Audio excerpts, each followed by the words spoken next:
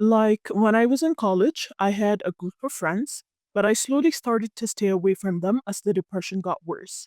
I only came to them when I needed to study or when I needed to do assignments.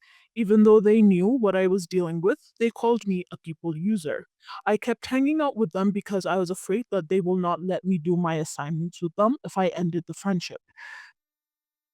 But still they isolated me. Even people told them that they isolate me a lot. They didn't like what people were saying about them, so they told me we shouldn't be together anymore except for doing assignments.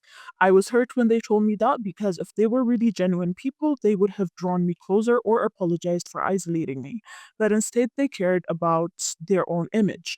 I have never been isolated by any group of friends, even though they have created the close friendship bond way before I joined.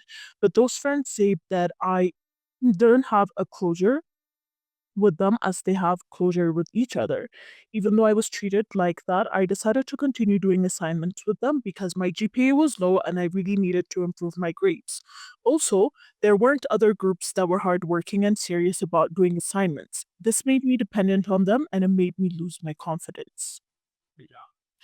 I never told my colleagues that I have depression when I started the job, but when the depression comes back, they can see that I struggle to focus and that I forget a lot.